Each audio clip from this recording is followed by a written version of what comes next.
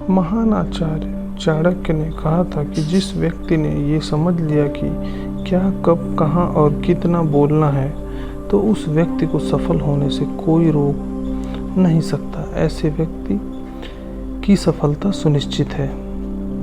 जिस तरह कमान से निकला हुआ तीर लौटकर कभी वापस नहीं आता, ठीक उसी तरह से मुंह से निकला शब्द कभी वापस नहीं आते हैं। शब्द और भाषा हथियार है और कमजोरी भी। सही समय पर सही शब्दों के प्रयोग से इंसान परेशानियों से बच सकता है, लेकिन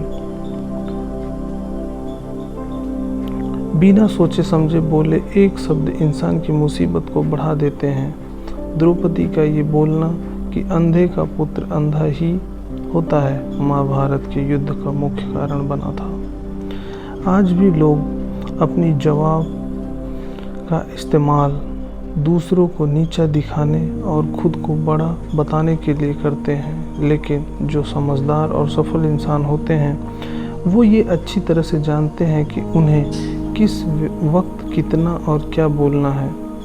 साइलेंट रहने का मतलब ये नहीं कि आपको पूरे दिन एक भी शब्द नहीं बोलना है या चुपचाप रहना है। मौन का मतलब है कि बेवजह शब्दों का प्रयोग नहीं करना है। जहाँ ज़रूरत है वहीं ही बोलना है। अपनी लक्ष्य पर ध्यान केंद्रित करना है। आज मैं आपको चुप रहने के ऐसे फ़ायदे बताऊंगा जिन्हें जानने के बाद आप आज से ही नहीं बल्कि अभी से उतना ही बोलेंगे जितना आपको ज़रूरत होगी। पहला, मौन लोगों का ध्यान खींचती है।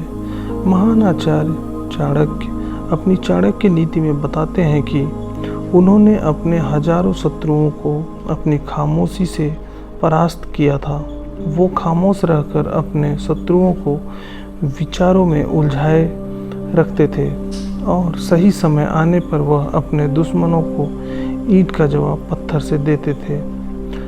साइलेंट यानी चुप्पी किस तरह लोगों के अटेंशन को ग्रैब करती है, यह बात आप इस उदाहरण से समझ सकते हैं कि जब क्लासरूम में टीचर किसी विषय पर बात करते हैं तो स्टूडेंट उनकी बात को बिल्कुल ध्यान से सुनते हैं, लेकिन जब अचानक टीचर या स्पीकर बोलना बंद कर देता है तो सभी लोग आश्चर्य में पड़ जाते हैं। अरे क्या हो गया भाई, कम्युनिकेशन बंद क्यों हो गई। मैं जब स्कूल में था तब अक्सर ऐसा होता था और आपके साथ भी ऐसा हुआ होगा। ठीक यही फार्मूला हमारे दैनिक जीवन में भी लागू होता है। जब आप अपने काम से काम रखते हो, दूसरों के मामले में दखल नहीं देते हो, ज़रूरत हो तभी बोलते हो, तो लोगों का ध्यान आपके ऊपर जाता है। और अगर आप कम बोलते हो, ज़रूरत हो तभी बोलते हो, तो लोग आपकी बातों को ज़्यादा महत्व देंगे।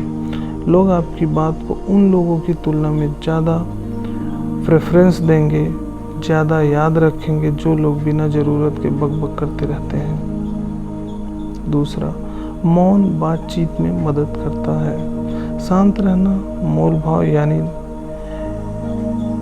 नेगोशिएट करते वक्त आपकी बहुत ज़्यादा हेल्प कर सकता है। बातचीत के दौरान जब आप अचानक चुप हो जाते हो और सामने वाले इंसान को जवाब नहीं देते हो, तो ये खामोशी उस दूसरे इंसान को ये सोचने पर मजबूर कर देती है कि आखिर आप क्या सोच रहे हैं।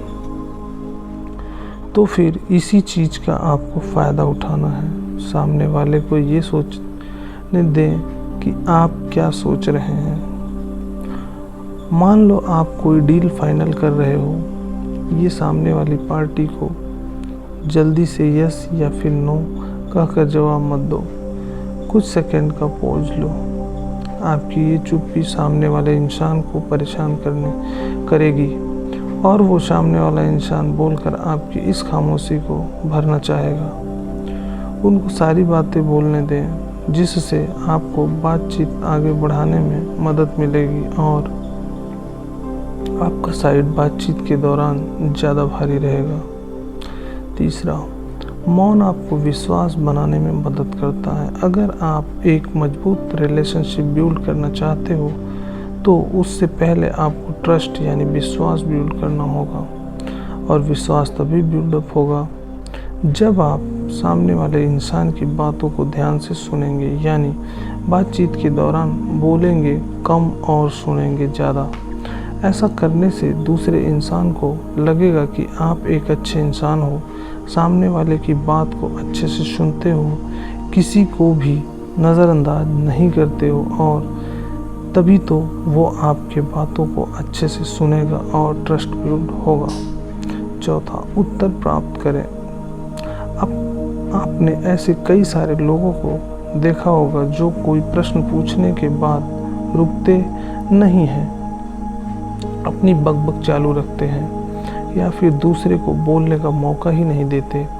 अगर आप भी ऐसा करते तो आपको दूसरे इंसान के प्रोस्पेक्टिव को जानने का मौका ही नहीं मिलेगा। लोग आपके प्रश्नों का जवाब ही नहीं देंगे। इसलिए कोई भी प्रश्न पूछने के बाद आप साइलेंस हो जाओ। आप अपना ओपिनियन मत दो। लोगों का क्या ओपिनियन है उस बात पर, उस प्रश्न पर आप जानने की कोशिश करो। शायद आपको कुछ नया सीखने को मिल जाए।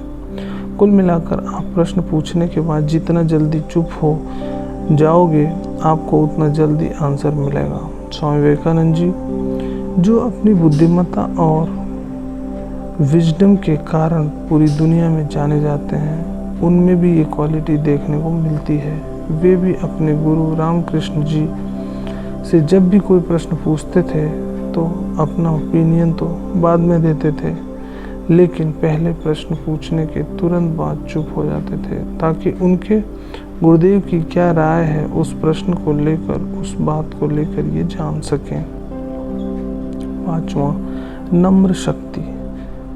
साइलेंस एक सॉफ्ट पावर है, मतलब एक ऐसी पावर से है जिसकी मदद से आप सामने वाले से बिना लड़े हरा सकते हैं। इसका सबसे बेहतरीन उदाहरण है महात्मा गांधी जी, जो कि सत्य और अहिंसा के मार्ग पर चले थे और बिना लड़े उन्होंने अंग्रेज़ों को धूल चटाई थी। महात्मा गांधी जी जानते थे कि अगर हमने अंग्रेज़ों से लड़ाई की तो हम उनसे कभी नहीं जीत पाएंगे। उन्होंने शॉर्ट पावर का इस्तेमाल किया और अंग्रेज़ों को हराया। कई बार लड़ने से और झगड़ने से प्रॉब्लम सॉल्व नहीं होती, चुप रहने से और शांत हो जाने से प्रॉब्लम सॉल्व हो जाती है।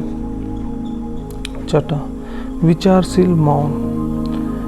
द क्वाइट बुक के आधार आर्थर सुनसान चैन अपनी बुक में बताते हैं कि थॉटफुल साइलेंस कई सारी मुसीबतों से बचा सकती है।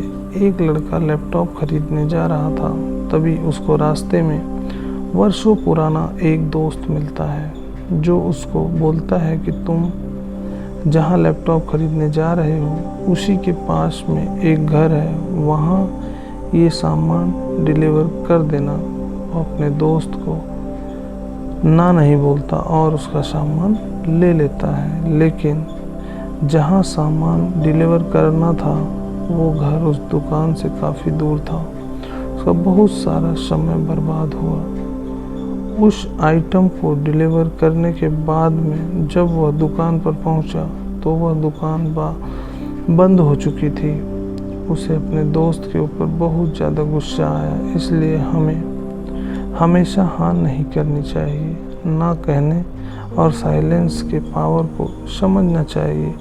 तो दोस्तों, इन सब बातों से आप ये समझ चुके होंगे कि साइलेंस में बहुत ज़्यादा पावर है। साइलेंस के पावर को कम नहीं समझना चाहिए। साइलेंस आपको बहुत सारी मुसीबतों से बचा सकती है, और अगर आप भी इन बताई गई बातों को उतारते हो, जहाँ ज़रूरत हो वहीं बोलते हो, तो डेफिनेटली आपको बहुत ज़्यादा फ़ायदा होगा। धन्यवाद दोस्तों।